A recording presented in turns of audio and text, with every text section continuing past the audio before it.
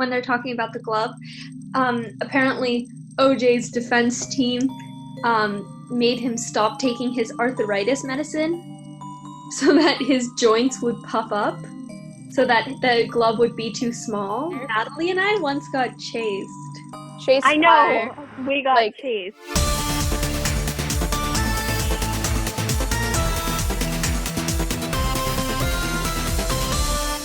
Could each one of you introduce your name, your personal pronouns, grade, and maybe a little bit about what you've been doing during quarantine? My name is Natalie Chen. My PGPs are she, her, hers. I'm an upper.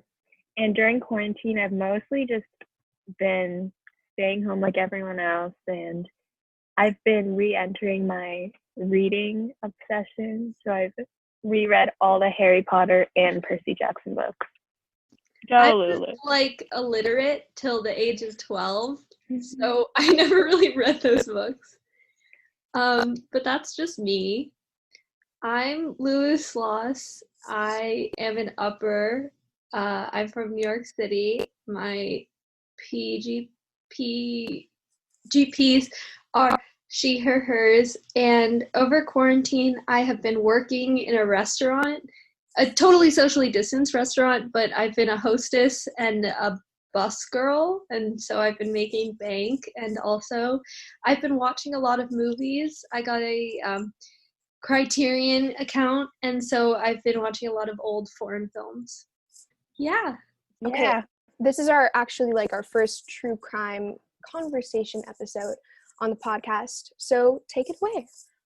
What exactly is the case of OJ Simpson? OJ Simpson he was a football player who was an international celebrity, and he was really good at marketing and really good at football and was an icon in America. And he was married to this woman whose name was Nicole Brown Simpson. Or it was Nicole Brown, but then they got married. And but they had a really terrible marriage. Or it was good for like the first few years, but then there were a lot of cases of spousal battery and a lot of domestic abuse, and they got divorced. And one day, OJ's ex-wife, Nicole, went to a restaurant called Mezzaluna with her mom and her sister. And they got back. This was June 12th, 1994. And they got back, and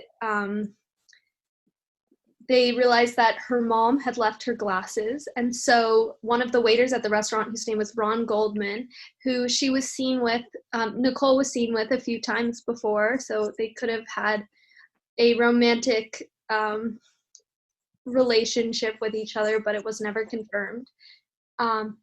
Went to her house and dropped off the glasses. And then at about 1 a.m. or about 12, this was at 10 because there were recordings of a dog barking at that time, Nicole's dog. And then at 12, the neighbors of Nicole went to her house and found that she had been murdered with a knife and had been repeatedly slashed and and Ron Goldman was also murdered, and there were pools of blood around them. So there was a glove at the crime scene, and there was a glove and a hat in OJ's car that contained traces of Nicole's blood and Ron Goldman's blood, and the gloves were matching. And so that night, OJ was supposed to take a plane from LA, where he was living, to Chicago. And there was a limo driver at his house who was ready to take him to the airport.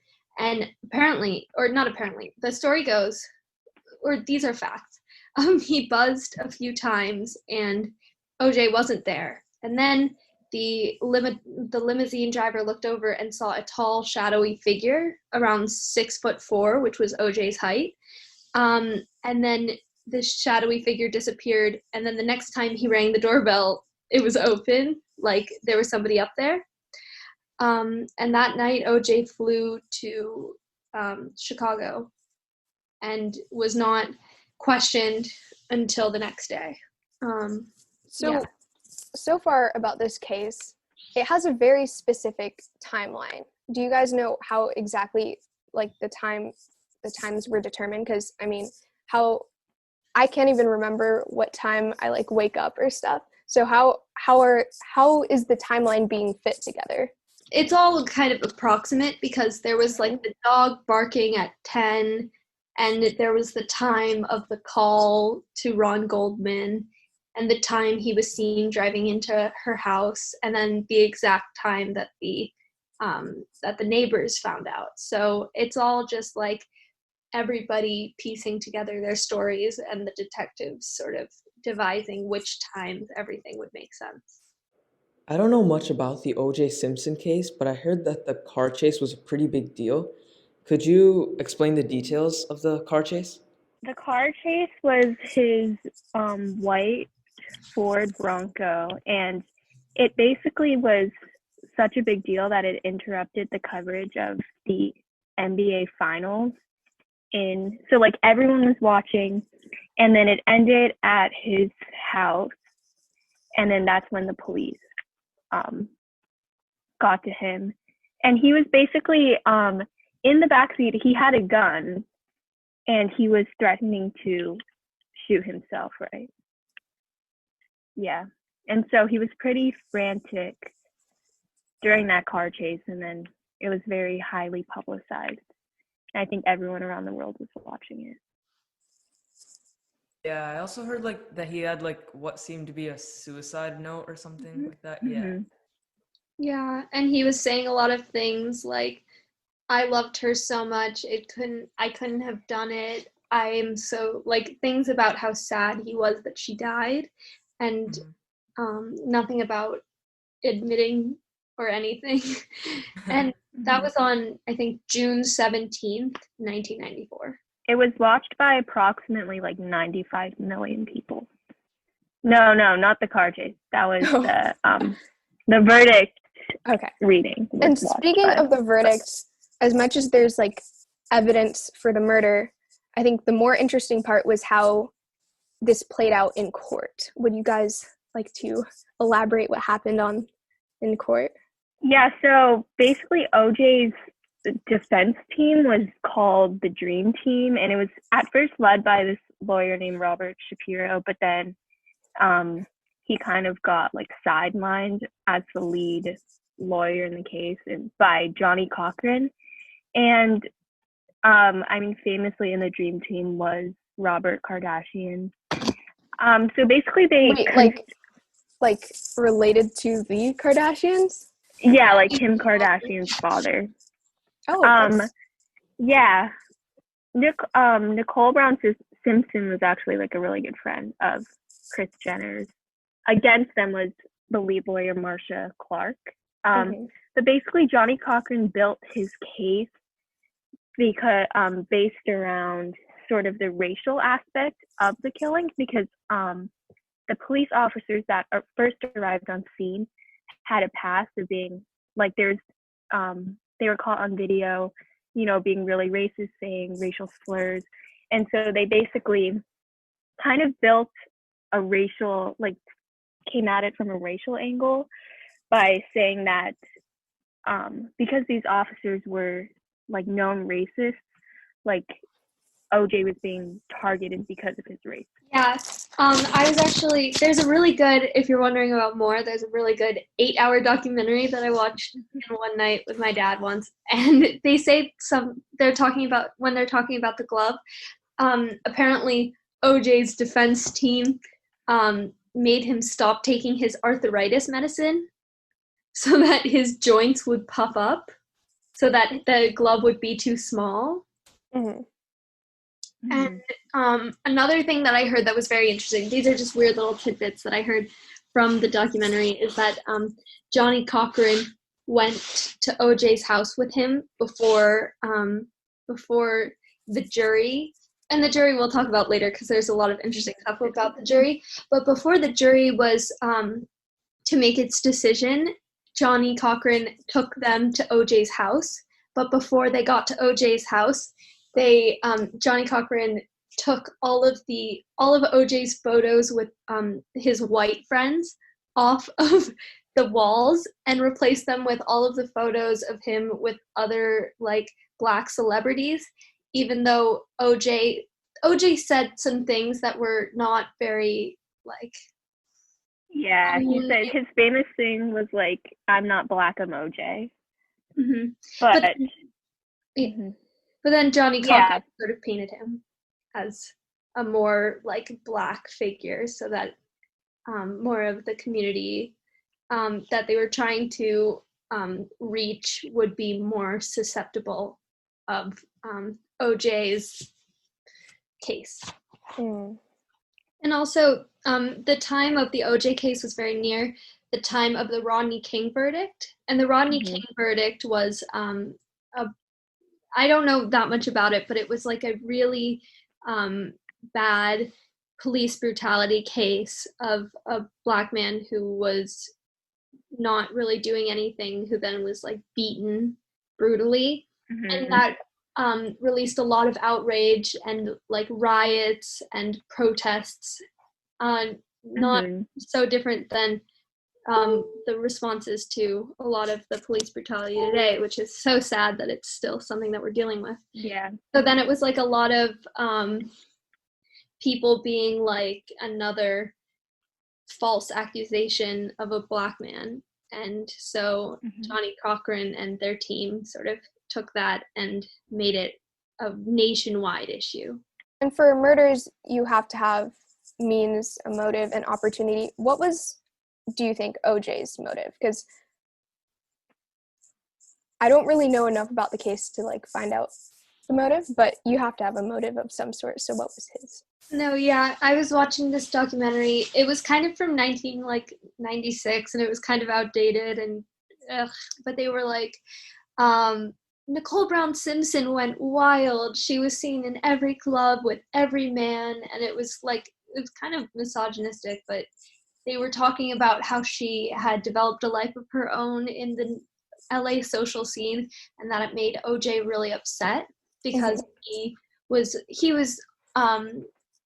very upset when she was seen with other men.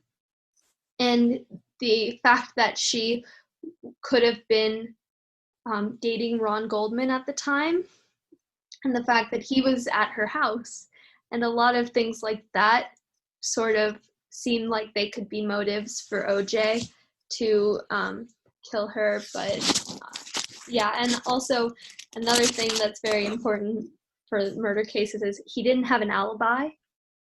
He was last seen at in a McDonald's 2 hours before, and it was like he literally the amount of time that the murder took, he had no other place where he could have been proven to be. I feel like in every crime show I watch, though, like the people without the alibi are the ones who are like innocent, because like the people who like actually plan out the murders, they like create an alibi, so like they're able to Well, yeah, but the thing about OJ is that everywhere he goes, he is seen. And sure, he could have been like, oh, I was at my house resting. But if he was in public anywhere, everybody would have been like, oh my God, OJ. And then there would have been news and paparazzi, because he was one of the most famous men in the world at that time. How planned out was this murder? Because it seems pretty last minute. Not that I have experience in that area, but... Yeah, I don't know. I don't think it was, like, OJ, I don't think really carefully planned it out. I think he kind of, like, if he did it, he really relied, it was more like emotionally charged crime, so like he didn't meticulously plan it out like people on TV or like people in real life actually do. But I mean, even though he had to know that if he had murdered her, he would be under like intense public scrutiny. Like, he was very well connected. He had, like, Robert Kardashian was one of his best friends. He had a lot of powerful people backing him up, and he had like a really large fan base that would stand by him through anything. So Yeah, and in the documentary I was watching about the forensics of it, apparently a lot of the slashes that they found on Nicole and Ron were seen as like acts that are usually seen in very passionate murders. And I think that if OJ did it, because we don't know, and if he wanted nobody to notice, then he probably would have chosen a completely different method of murder. And another thing that's really interesting is the jury. Because if you're on the jury, you can't have like any prior connection to OJ or any involvement in any of like the people in the case's lives. And so each side wanted to build their jury based on like the target demographic they were targeting. So like the people persecuting OJ wanted like mostly white jury. The people defending OJ wanted like mostly black jury. And so they just kept on like finding and digging for evidence that people on the jury were like unfit to serve on the jury. So they would be dismissed and replaced by other people. And so it was a very long process. And then also in the TV show, it shows like the actual jury's conversations, and it was just very interesting to see kind of like the racial divide as they're all trying to like figure out if OJ actually, or like what to believe, the DNA evidence, or like it's easy to say, oh, all of this DNA evidence pointed to OJ. There's like past history of abuse. But then there is also like these officers that arrived on the scene first were like very racist. And so it is hard to say like it's hard to like know which side to believe, because both sides did build a very good case. Wasn't there also more evidence that wasn't included, like the shoes? Let me tell you about the shoes. I forget what brand they were, but they were some famous brand that had a very specific bottom of the shoe. And that was the footprint that was in blood. It was not tampered with, or maybe it was to this day, we know it as not tampered with. And they asked OJ, have you ever owned a pair of these shoes? And he was like, no, I've not. But then in an old picture that was found of OJ in Buffalo doing something with a football team, I don't know, with his football team, because he played for them, and he was seen wearing those shoes. And then OJ was like, no, that photo has been tampered with. But then they found a photo that was like from the same day of him wearing the shoes that was published in a newspaper with the shoes. And then they even, like, his foot was raised a little. So they looked underneath and saw that it was the exact same print as the one with the blood on it. So then they were like, it was obviously you, OJ. And then the jury and the judge voted him guilty of that. And so he never actually went to jail, and they didn't reopen the case. Or he never actually went to jail for the murder, but he was sued for millions of dollars that was given to Ron Goldman's family. And was he able to pay that? Because I know back then, I wouldn't assume that football players were paid as much as they are today. So was he able to pay that? Yes, because OJ was also a very public figure, and so he had a very famous Hertz, the car brand. He had very famous commercials of them where it was him running through an airport, and then everybody would be like, "Go, OJ, go!" And it was like there was a little old lady, and he made so much money from those because he ran them. They ran it for years and years, and he did ads for everything. He was an international figure. Yeah. I mean, it is so interesting.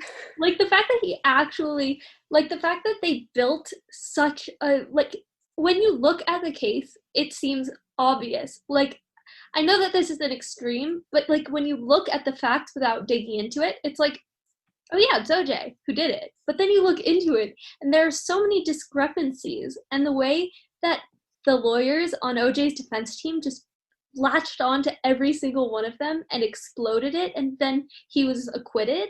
Like, Thank you so much for the conversation about OJ. Now we'd like to learn a little bit more about you. Do you guys listen to any like true crime podcasts by chance? yes, Slow Burn. I Slow love Burn. What's it about? Okay, so there were a few seasons. Seasons. One of them is about Bill Clinton and Monica Lewinsky, Mm-hmm. and one of them is I've listened to all of them in the car with my dad, which I must admit has created some awkward moments. But being the whole Bill Clinton case. Mm-hmm. That's not true crime, though. No, but then doesn't there it was count as? Yeah, it does, because It's it just was weird like cases. no, but also he lied under oath, so it is Ooh. a crime. Oh. And then there's also Richard Nixon, which is Mhm. also a crime, and because of Watergate. And Yeah. then there was one about Tupac and Biggie, and that one's my favorite. It is so good. It is mwah. I listen to it while sunbathing.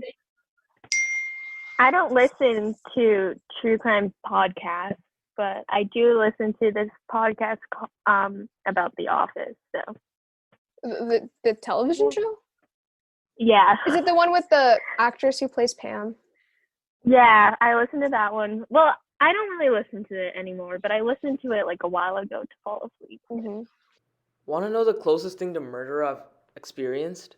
Of course, yes. So Dive into I it. don't know if you know my roommate, his from Andover, Will C2, and like We'll see. he Oh, I he thought had you this said someone fake- else. He had this fake account and like fake Instagram account where he sold like toys, and I like Toys, best- like toys, or no, just regular children's toys. And he like I messaged Children him. can use them. No.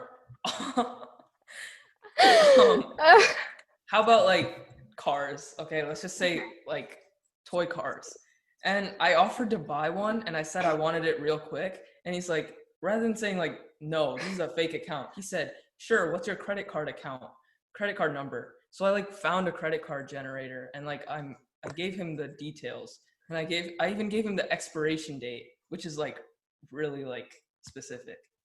And then he like responded back and he said, sure, the transaction will be very smooth. And so I kept pestering him about it, and I kept like trying to video call him.